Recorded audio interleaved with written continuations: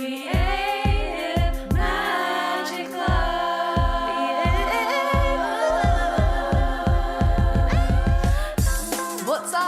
is Sarah Mack and welcome to Creative Magic Club. Together, we'll discover inspirational stories of creative entrepreneurs living out their dreams, doing the work they are most passionate about, and building wealth in magical and fun ways.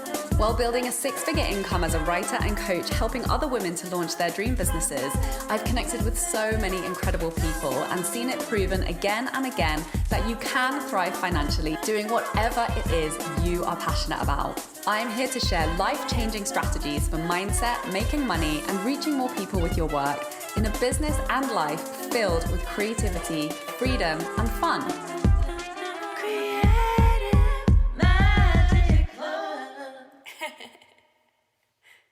Hi everyone, welcome. I am very excited to introduce my guest today. We have Whitney Uland, who is a queer filmmaker and Jane of all trades, whose talents include acting, directing, writing, and producing. She also owns Abundant Artist Coaching, which is a mentorship and mindset coaching program for artists and creatives ready to create a full-time income from their artistic passions. Hi Whitney, thank you so much for joining us.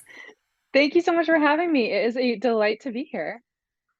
So tell me a little bit about your story. I was on your website. I've heard about your work before, and I know everyone in my audience is just so going to resonate with your story and your work. So yeah, I want to hear, like, obviously you started out trying to make it as an artist in New York, and then like really, had your season pass to the struggle bus and like it was not going well.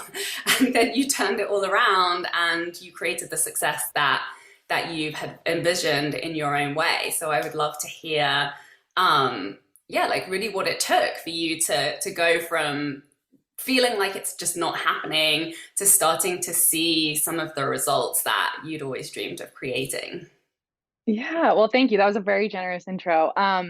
I think you really hit the nail on the head. I had graduated. I had, my BFA in musical theater was like ready to go, move to New York, and about 100 auditions in, I still had not booked anything. I mean, I was like on the hustle train, like waking up at 4 a.m., go sign up, audition, and I wasn't booking anything. And after about, it was like that, because I remember I like made a post. I was like, it's 100 auditions, and I'm still going for it. And it had only been like, I don't know, 6 months. And the next day, my dad told me that he'd been diagnosed with leukemia and that he had a very short, time before he was going to pass. And so I immediately moved home and was fortunate enough to be able to take care of him until he did pass away.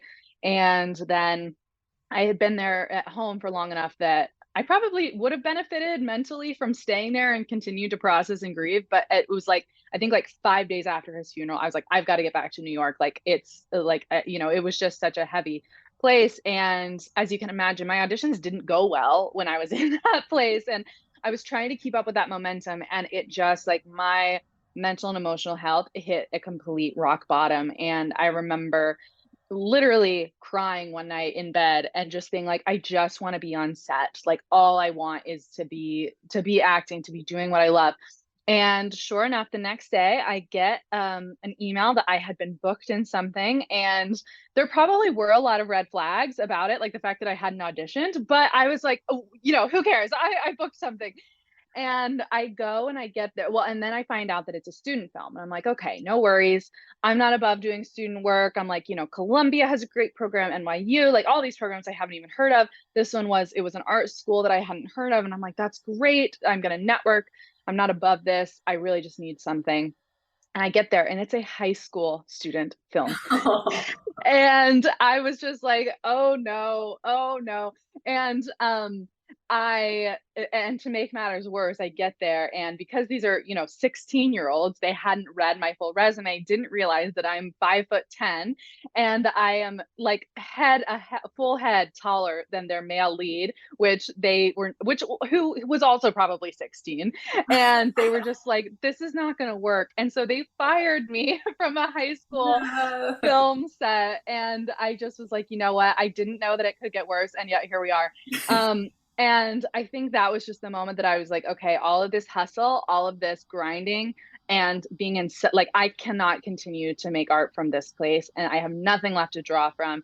And that, like, I don't believe in coincidences, but as we'll say, as luck would have it, I heard this podcast, and it was from a life coach, Brooke Castillo, and she just really taught about using your mindset to create results, and how creating that foundation in your mental and emotional health is what enables you to go create results in your life. So it was so transformative for me. I ended up starting writing my own work, producing it, winning awards, getting signing with top agents, like being able, and even at the time I had been working, I was making $12 an hour at a day job, like working shitty hours. And I it was like not in a safe place. So I had to take a cab there and back. I was leaving with like 12, like I had only made $12 by the time I paid for the cab and like my lunch there.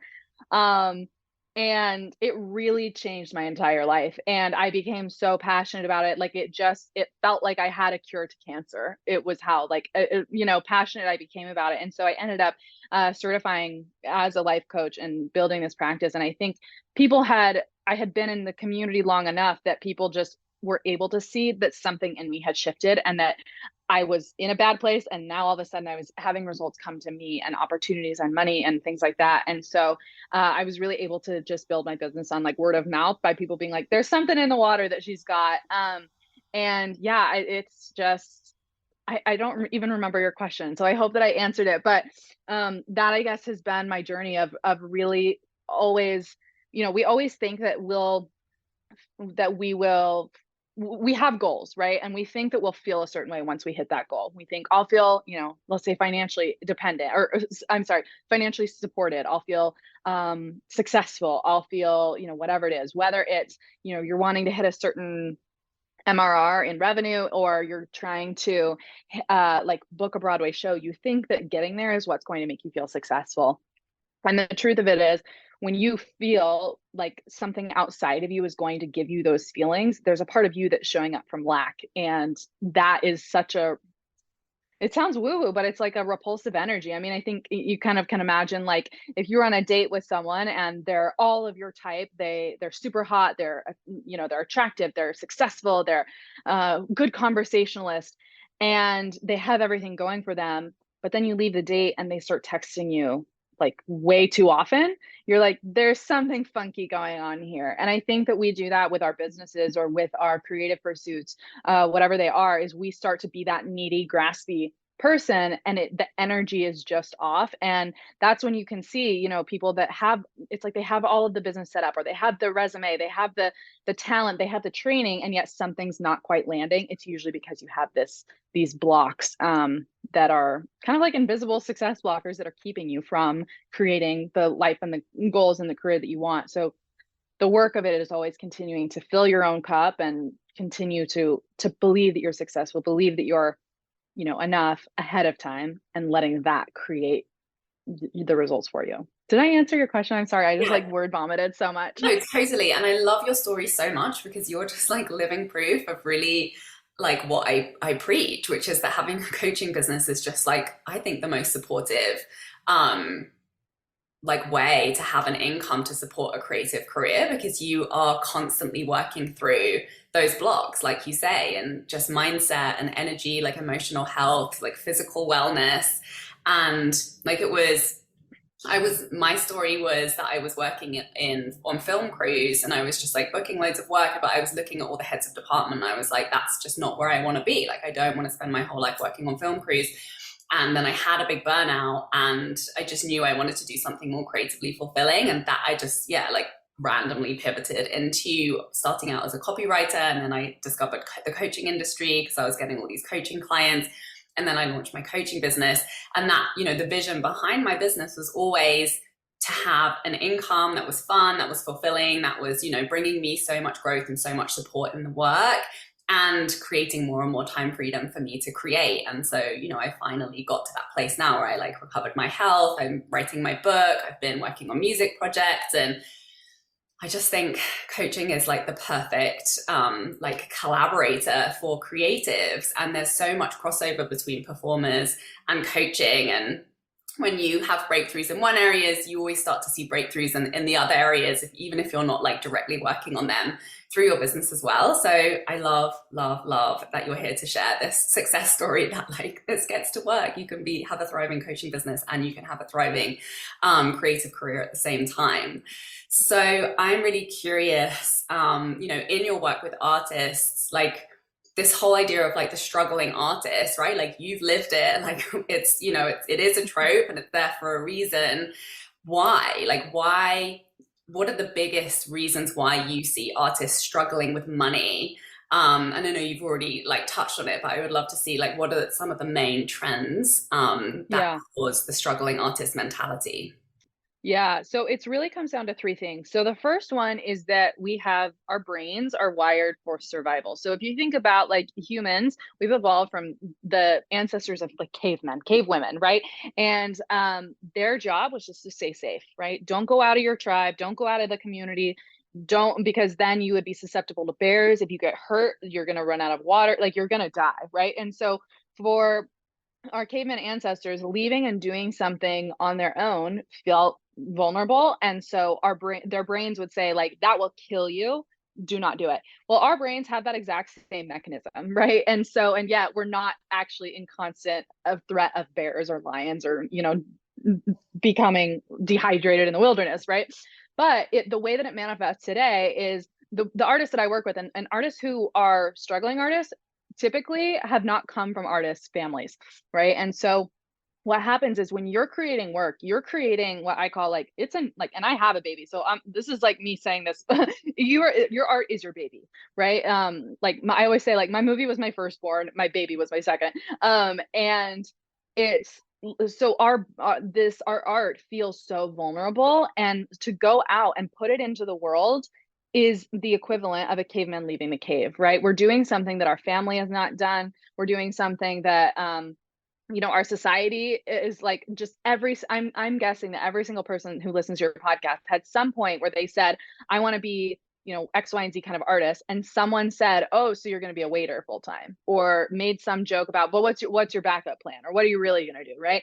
And those things trigger our literal survival mechanisms and convince us that we should not go after them. And so we create these invisible success blockers that tell us, and our brains also, this is the fun thing, is that as creatives, we're so creative, and anytime that your strength gets overused, it becomes your biggest weakness. And so our brains find these really creative ways to sabotage us. So instead of saying and the easiest one is like, oh well, artists can't make money. Like, I thought that I had to make $12 an hour because that's what I saw all of my artist friends doing. And it wasn't until I had a friend who said, oh, I just got this job doing social media, I have full benefits, $60,000 a year, that I was like, wait, that's possible for me, right? And so our brains just are going to look at what feels safe, but our brains will also feel anytime, and this is with anything that you want to do that's new, your brain is going to tell you you're not good enough, you can't, it's going to be confused about how to do it, it's going to get overwhelmed with the possibility, and it's going to, our brains find really creative ways to just stop us from doing it. So we have this primal instinct. Second is the societal pressure of, we are mavericks in society, we're doing things that no one else is doing, we're saying things. I mean, I'm terrified of my work going out in the world because my mom's going to hate it, right? Like she's going to be like, well, I thought you swore too much and like shouldn't have, whatever. And those things affect us at a subconscious level.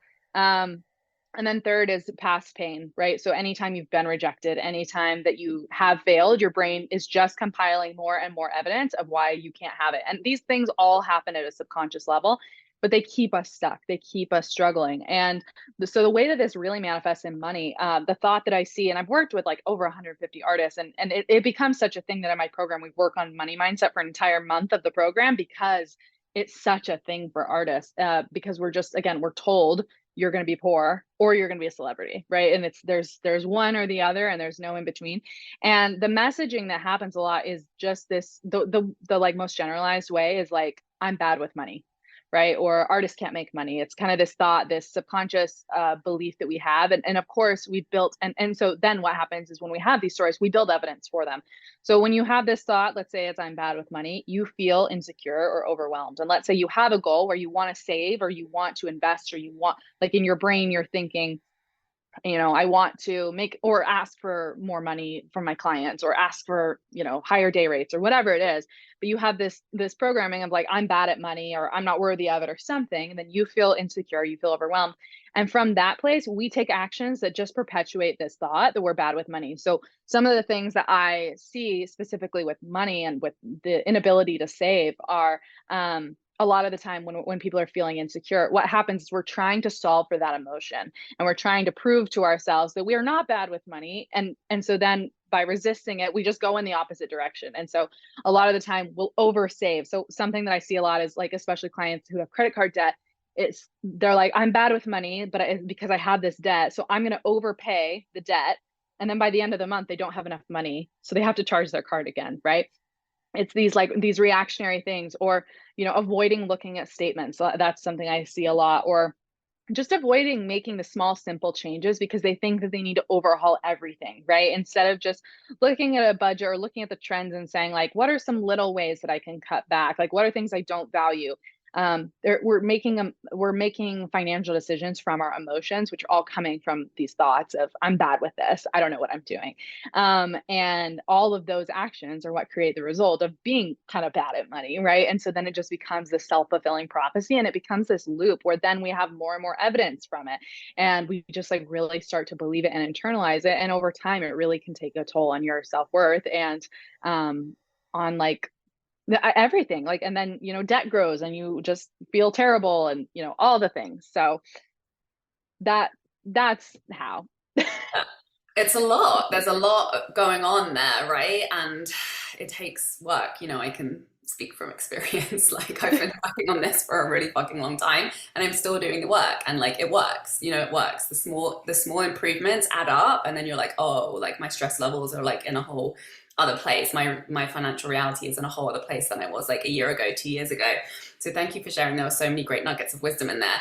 I would love to know, like, what come to mind for you for some of those breakthrough moments where, like you recognize there was like an unconscious fear of rejection, and then you like actually went through rejection and it was like really freaking painful, or, like some of those moments where those patterns were broken for you. Was there anything that stands out? Yeah.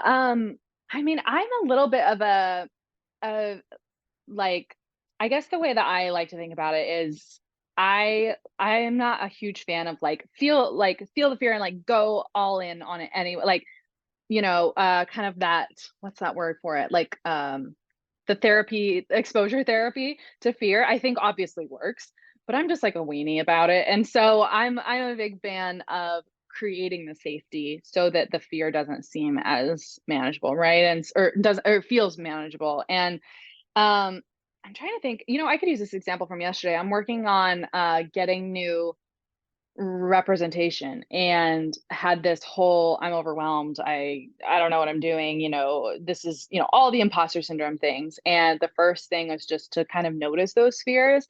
But then the second thing that helps me, instead of just being like, well, I'm just going to send the emails anyway, but instead to stop and give myself compassion for those fears, and tell myself like, yeah, this makes sense, this is really vulnerable, like this is scary, it makes sense, you've been dropped before, you've had bad experiences with agents, like it makes sense that this is hard and scary for you. And then just to process that fear, right? Like coming and tuning into your body and like making peace with it in your nervous system. For me, that is what helps the most, so that it's not like I'm like gaslighting myself and being like, take action anyway. It's like, no, let's create safety in our own body so that we feel safe enough to keep taking risks over and over. And so by doing that work, and it took, half the day or more to like sit with it and process it and give myself compassion. And then once I got to a place where I was like, okay, I'm feeling good, then I was able to like write the emails or whatever. And I think it happens the same, anything new and anything scary that you're doing. If it's, making investments in, I'm sure like, hiring you as a coach and making those kinds of investments, things like that, it's scary. And I think by giving yourself the compassion for that and processing that, it can give you like a softer place to land that makes it easier to take actions advocating for what you want. Right.